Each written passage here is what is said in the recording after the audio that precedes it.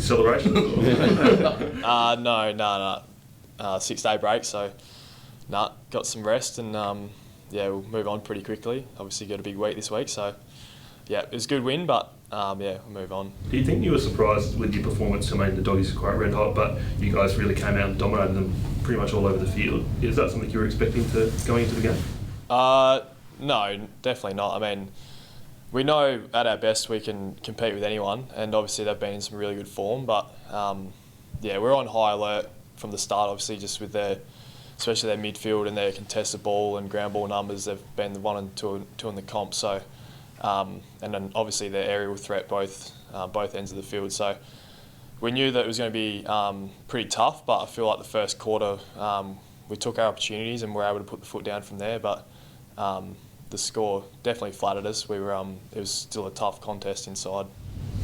How huge was that for Darcy? He came 100 to put in a display like that. Yeah, I mean we know he's capable of it. He's a beautiful kick. He's a competitive beast, and you just got to give him the opportunity and try and get it to his advantage, and he'll make the most of it more often than not. And I'm super proud of him. I mean, I've known him for a couple of years now, and his development this year has been massive. And I love playing alongside of him, and it was good to see him get the reward on the scoreboard. Does how well you're performing and all gelling when everyone's playing, does that sort of make you think a little bit what could have been if you'd had a sort of clean bill of health this year?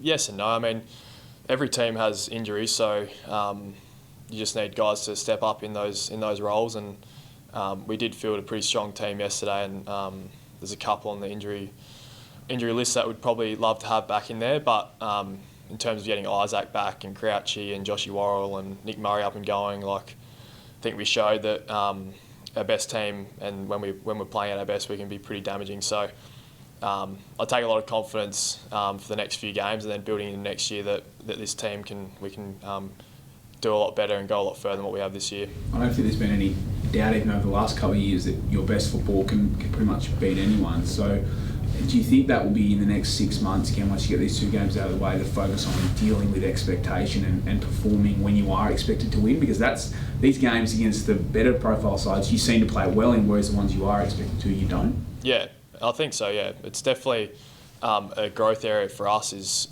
dealing with that expectation that we have on ourselves and from external people, but then also getting experience into some of these guys. I think 3 weeks ago I was the 4th oldest out there at 27, so there is a reality to it that you do need to experience these things as a young group and as a young player, but there is definitely an expectation on us over the summer to learn how to deal with that internally and externally, and build from that.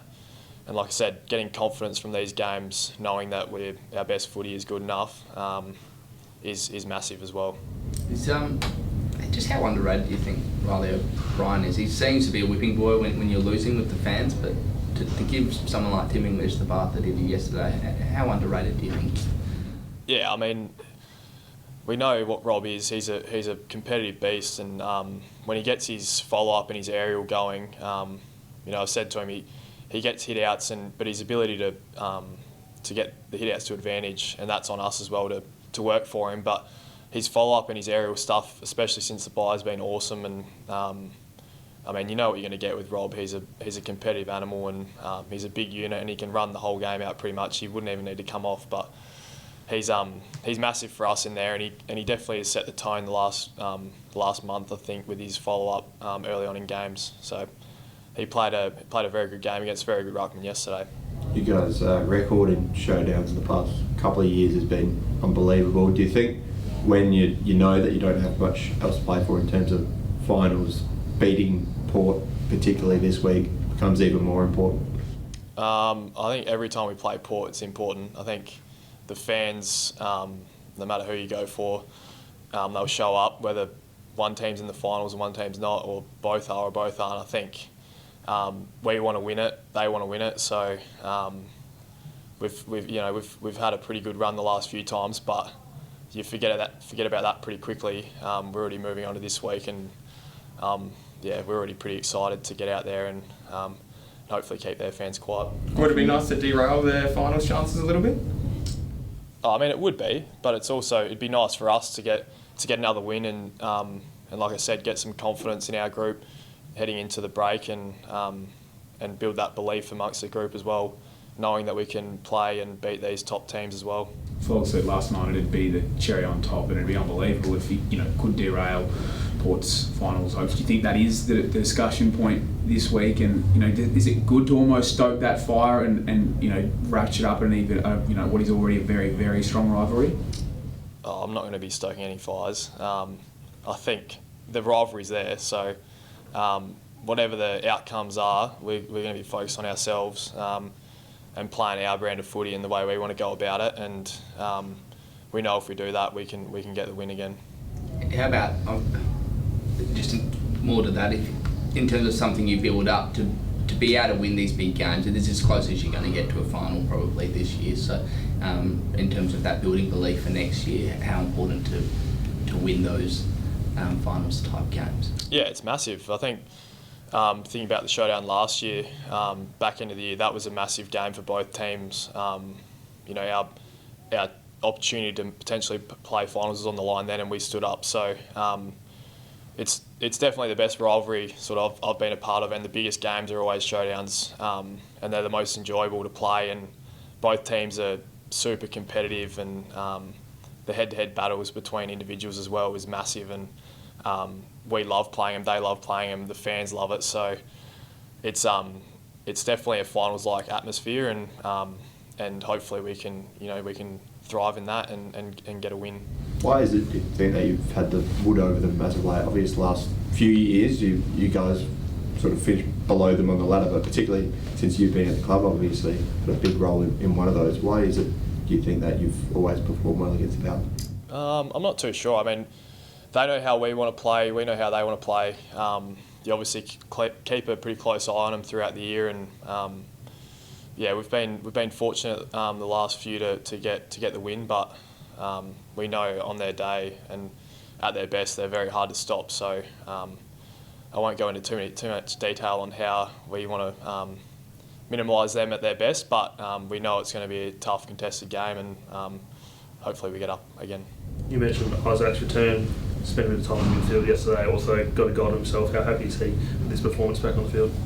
Oh, I think you can see from us being out there with him, to have Isaac back out there, it's unbelievable for us to watch him kind of go about his thing. And he didn't get as much of the ball as he usually would, but every time he touches it, he seems to create something. And he's been itching to get back out there, and it's been frustrating for him not to be able to play. But you can see the joy that he has when he's out there with us, and the joy that we get from seeing him go about his business. So it's definitely very valuable having him back out there, and I love playing alongside of him, and he was pretty happy to be back out there in front of the home fans.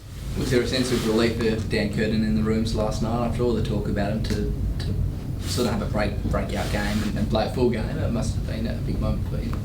Yeah, I don't know about relief, but he's definitely definitely happy. You could see it on his face when he kicked his first goal, and to get a full game under his belt as well is something that I know he would have wanted, whether he said it or not. And I think you can see how much we love him internally, just the way we all celebrated with him, and just his emotion, the raw emotion you get when you kick your first goal. It's pretty special, and I'm glad our home fans could see his reaction and just how much he loved it, because it's been a up and down year for him, but he's learned so much already, and he's already developing pretty rapidly, and he's probably only played 4 games in the midfield, and to be able to play against one of the best midfields and hold his own, he's going to be a special player for us. Do you kind of have an idea of where he's going to play? He's sort of touted as a defender early on, but we saw his potential to play up forward as well. Is he going to stay in that midfield sort of forward area, or can he go anywhere? I have no idea where he's going to play, to be honest. He's one of those rare guys that can play anywhere. So hopefully one day we can get to a stage where myself and him can wax on ball, forward, back would be nice. Something like that would be good. But I think early on in your career you just want stability, and I think over the break we'll probably sit down with him, and I know the coaches will chat through around where they see him playing, and then to just build the knowledge on that role and nail that role initially, and then hopefully in a few years we can start throwing things around a bit. But I think he can be a pretty solid kind of third tall backman, but then also I can see him being a midfielder. So yeah, I'm excited for him. A tall left footer who can play anywhere. Sounds like we'll be Crows captain one day probably. Yeah, we'll see. We'll see. Yeah, we might start him down half back, and then he can come in the midfield, and I might swap with him. How much have you and the other leaders had to sort of wrap an arm around him this year? Like you say, it has been up and down, partly due to just the expectations, but how have you got around him and how's he managed with all that? He's super mature for an 18-year-old, and the way he's gone about it, he hasn't been frustrated at all. I mean, or he hasn't shown it. He's just looking to get better every day. He comes in here and he's always chatting with Nixie and the line coaches just to see what he can improve on. And yeah, he's a mature guy, and I've just tried to help him where I can and give him advice, but also not overload him with too much information because I know in my first year you just want to play senior footy and you just want to get amongst it. So I'm sure he would have learned a lot this year, and he'll be better for playing senior footy as well. How's Tex's eye? I think he's okay. He's seeing a specialist today, so he's there at the moment. So I'm not sure what that looks like, but he was in pretty good spirits after the game, and he obviously had a pretty bloodshot eye and was a bit sore. So I'm not too sure, but hopefully he's all right this week. So there's a bit of doubt there potentially, or? Yeah, I'm not sure. He's seeing the specialist, so there's obviously a little bit of doubt, but I think it might just be precautionary. Does that mean if that is to happen, Lockie Deland obviously kicked 8 goals last week. Hopefully Tech's all right, but it must be good that finally there's a bit of competition, particularly with how well the Sand footballers have been playing as well. Yeah. I mean, it definitely helps having a healthier list compared to earlier in the year, and obviously Lockie played a really good game yesterday. He kicked 8, so and he's played a really good role in Showdowns before. So hopefully, obviously Tex is all right, but if he's not, we know we've got guys ready to take that spot. So yeah, we'll just have to wait and see. And you mentioned it just off camera, but you nearly had an eye. Looks like you weren't that far away from an eye problem yourself. What happened there? I think it was just a stray boot, so it's all part of it, mate. We just the midfield stuff. You cop a few knocks here and there, so I'll be all right.